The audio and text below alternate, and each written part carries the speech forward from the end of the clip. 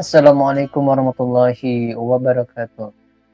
Alhamdulillahirabbil alamin. Shalatu wassalamu ala asyrofil anbiya'i wal mursalin sayyidina wa maulana Muhammadin amma ba'du. Rabbi shrah li sadri wa yassir li amri wahlul 'uqdatam min lisani yafqahu qawli. Alhamdulillah, aturan dulu jam tepang deui. Selamat bertemu kembali di channel saya di Wawan Nabi Nyalik. Gimana kabarnya teman-teman? Mudah-mudahan teman-teman sekalian ada dalam keadaan sehat walafiat. Bagi teman-teman yang lagi sakit, saya doakan mudah-mudahan Allah segera menyembuhkan penyakit teman-teman sehingga teman-teman bisa sehat kembali seperti biasa. Dan bagi teman-teman yang mempunyai hajat, yang mempunyai cita-cita ingin melaksanakan haji dan umroh, mudah-mudahan Allah Subhanahu wa taala mengabulkan cita-cita teman-teman, yaitu bisa melaksanakan haji dan umroh dan bisa berziarah ke makam Rasulullah Shallallahu Alaihi Wasallam. Amin ya Allah ya Rabbal Alamin. Baiklah teman-teman, di video kali ini seperti biasa ya, menyambung video yang kemarin tentang Muhammad teladanku, tentang kelahiran Rasulullah Shallallahu Alaihi Wasallam. Nah, di video ini yang lanjutan dari kemarin tentang kalau nggak salah yang di kemarin yaitu menemukan Zam-Zam. Jadi Abdul Muthalib yang awalnya kemarin ya di video sebelumnya yang diolok-olok oleh penduduk Quraisy yang katanya tidak mungkin itu bisa menemukan air Zam-Zam, soalnya dulu juga sama Mudaz mertuanya Nabi Ismail sudah melakukan sesaji pun dengan pedang dan pelana emas tetap tidak ketemu. Nah, ini Abdul Muthalib kalau orang Sunda mah kekeh bahwa sumur Zam-Zam itu ada. Nah, beliau tetap mencari untuk menemukan yaitu sumber air Zam-Zam karena beliau berkeyakinan bahwa sumur Zam-Zam itu pasti ada gitu, air Zam-Zam itu pasti ada. Nah, dengan bermimpi dan di suatu hari itu bermimpi bahwa di dalam mimpi itu ada yang mendengar suara yang bergema berulang bahwa temukan sumur Zam-Zam, wahai Abdul Muthalib. Nah, dengan keyakinan itu pas bangun pagi ya di video yang kemarin saya ceritakan, intinya beliau bersama anaknya Haris menemukan air Zam-Zam tersebut. Nah, di video kemarin yang sebelum penutup di akhir video ada pertanyaan. Abdul Muthalib sangat ingin agar dia mempunyai banyak anak laki-laki yang dapat membantunya untuk mengurusi kota Mekah tersebut. Apakah keinginan Abdul Muthalib tersebut dikabulkan, yang ingin mempunyai banyak anak laki-laki? Nah, jawabannya di video ini ya teman-teman. Baiklah, kita mulai saja ya. Bismillahirrahmanirrahim. Bernazar. Teman-teman sekalian, Abdul Muthalib bernazar, kalau saja aku mempunyai 10 anak laki-laki, kemudian setelah semuanya dewasa, aku tidak memperoleh anak lagi seperti ketika sedang menggali sumur Zam-Zam, maka salah seorang di antara 10 anak itu akan kusembelih di Ka'bah sebagai kurban untuk Tuhan. Nah, ternyata takdir memang menentukan demikian. Abdul Muthalib akhirnya mendapat 10 orang anak laki-laki. Setelah semua anak berangkat dewasa, dia tidak lagi memperoleh anak. Dipanggilnya ke 10 orang anak itu, termasuk si bungsu yaitu Abdullah yang amat disayangi dan dicintainya. Aku pernah bernazar untuk menyembelih salah seorang dari kalian jika Tuhan memberiku 10 orang anak laki-laki. Ke-10 anaknya terdiam. Mereka memahami persoalan itu. Mereka juga melihat kebingungan yang luar biasa di mata ayah mereka yang berkaca-kaca. Namun, aku tidak bisa menentukan siapa di antara kalian yang harus kusembelih. Oleh karena itu, aku berniat memanggil Jurukid untuk menentukannya. Di hadapan patung dewa tertinggi di Ka'bah, Jurukid meminta setiap anak menulis namanya masing-masing di atas kid. Kemudian dia mengocok anak panah tersebut di hadapan berhala Hubal. Nama anak yang keluar adalah Abdullah. Melihat itu, serentak orang-orang Quraisy datang dan melarangnya melakukan perbuatan itu. Batalkan keinginanmu, Abdul Muthalib. Mohon ampunlah kepada Hubal supaya kamu bisa membatalkan nazarmu. Nah, teman-teman sekalian, sanggupkah Abdul Muthalib menyembelih anak kesayangannya yaitu Abdullah? Apalagi tidak ada orang yang menyetujui niatnya itu. Nah, jawabannya di video selanjutnya. Jadi jangan terlewat ya teman-teman ya untuk selalu mengikuti video saya. Nah, sebelum menutup video ini, saya ini ya mengulas kembali ya.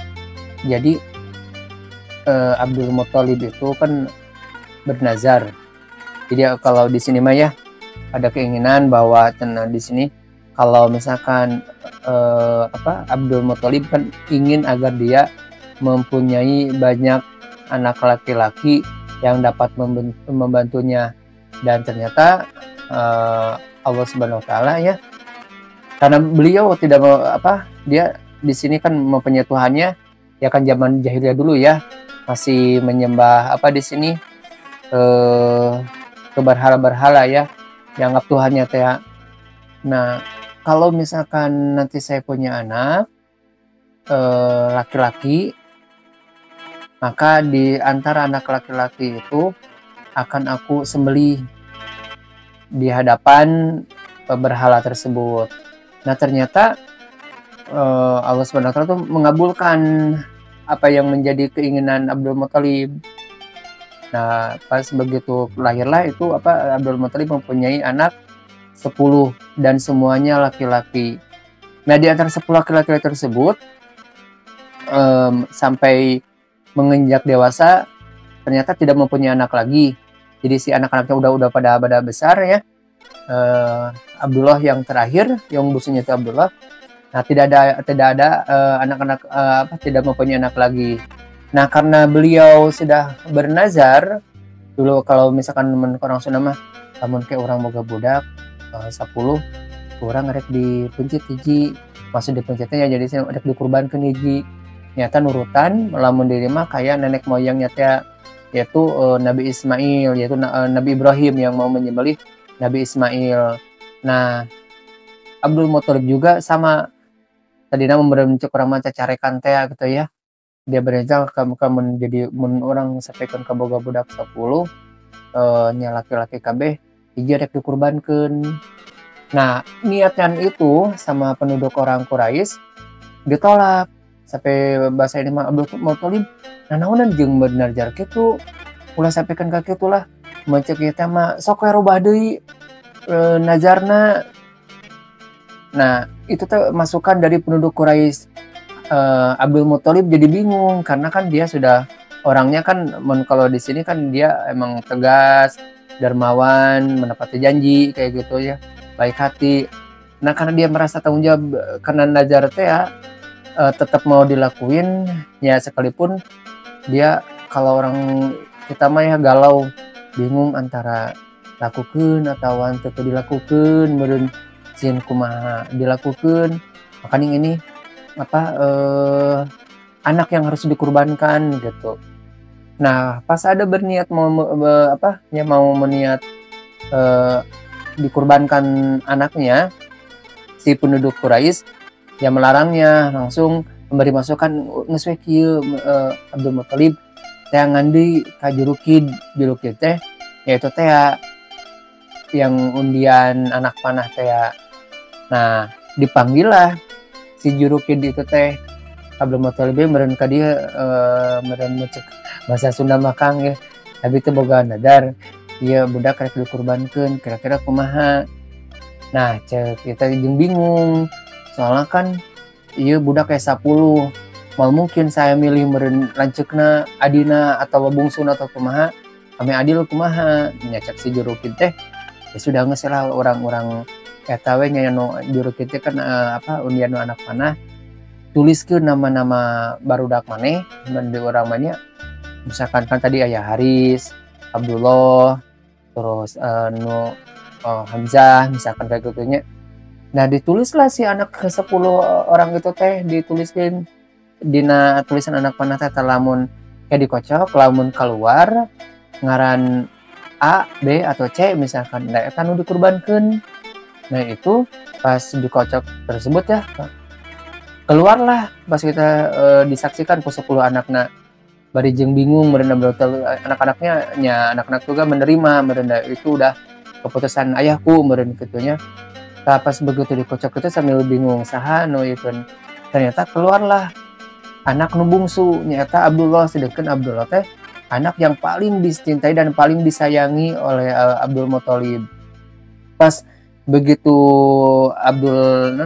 keluar nama Abdul Muthalib ge ngagebeg. Nah Abdullah cenah itu kan bukan dalam artian dia tidak sayang kepada anak yang lain, cuma Abdullah itu benar-benar anak yang paling dicintai dan disayanginya. Nah pas begitu Abdul Muthalib mau Abdul Muthalib membawa Abdullah ke depan Ka'bah untuk samanya itu karena nazarnya mau dikurbankan. Nah penduduk Quraisy juga melarangnya. Abdul Muthalib geus minta ampun lah ka berhala eta katuhan kita Hubal. Itu berhalanya itu namanya Hubal. Memohon ampunlah supaya kamu bisa membatalkan nazarmu. Nah, karena misalkan bimbang teh Abdul Muthalib aya ngasih masukan, ya udahlah kieu mencuk urang mah. Geus we batalkeun deui eta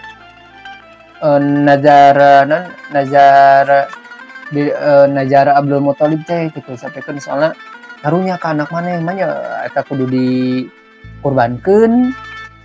Nah, teman-teman sekalian di balik kebimbangan beliau Abdul Muthalib karena dia juga sudah ada nazar, di sini kan ada pertanyaan, apakah Abdul Muthalib tetap mau menyembelih anak kesayangannya yaitu Abdullah atau tetap terjadi? Jadi pertanyaannya, apakah Abdul Muthalib tetap akan melaksanakan penyembelihan atau mengkorbankan anaknya atau tidak? Nah, jawabannya ikuti terus ya di video selanjutnya. Nah, teman-teman sekalian, sebelum menutup video ini, di sini ada tambahan ya. Nazar, yang tadi sesuai dengan judul saya bernazar. Nazar adalah niat seseorang untuk melakukan suatu amal ibadah jika keinginannya tercapai. Misalnya, seorang anak yang bernazar akan melakukan saum jika dia lulus dengan baik. Nah, setelah keinginannya terkabul, dia pun harus melakukan saum. Karena nazar itu ditunjukkan kepada Allah. Nazar tidak berlaku dalam perbuatan dosa. Nah, jadi teman-teman sekalian, nazar itu sekali lagi ya, jadi niat seseorang untuk melakukan suatu amal ibadah jika keinginannya tercapai. Jadi kalau misalkan kayak gini, kalau misalkan saya lah ya, misalkan kalau saya nanti punya saya akan beli misalkan kayak gitu. Nah itu berlaku juga tapi untuk hal kebaikan, bukan misalkan dina perbuatan dosa. Jadi misalnya namun saya nanti dapat misalkan bonus, saya rek beli minuman, rek mabok. Nah itu tidak bisa ya, itu hukumnya jadi haram ya, jadi dosa ya. Jadi ini mau untuk hal kebaikan di sini bernazarnya ya. Nah jadi di sini Abdul Muthalib juga sama karena beliau orang baik sama bernazar, dan itu ya tadinya kan tujuan dia kebaikan gitu kan, tapi karena tidak sesuai dengan ilmunya gitu, dia akan mengkorbankan anaknya untuk berhala tersebut, yaitu Hubal. Nah begitu teman-teman, sekali lagi terima kasih telah menonton video ini tentang cerita Muhammad di teladanku, kelahiran Rasulullah SAW, yang di sini di judul video ini tentang Nazar Abdul Muthalib, dan nanti apakah Abdul Muthalib akan menyembelih anak kesayangannya, ya sanggup menyembelih untuk anak kesayangannya atau tidak. Nah, jawabannya nanti di video selanjutnya. Oke, terima kasih telah menonton video ini. Bagi teman-teman yang baru bergabung, silakan like, komen, dan subscribe supaya tidak ketinggalan untuk video-video selanjutnya. Terima kasih. Assalamualaikum warahmatullahi wabarakatuh.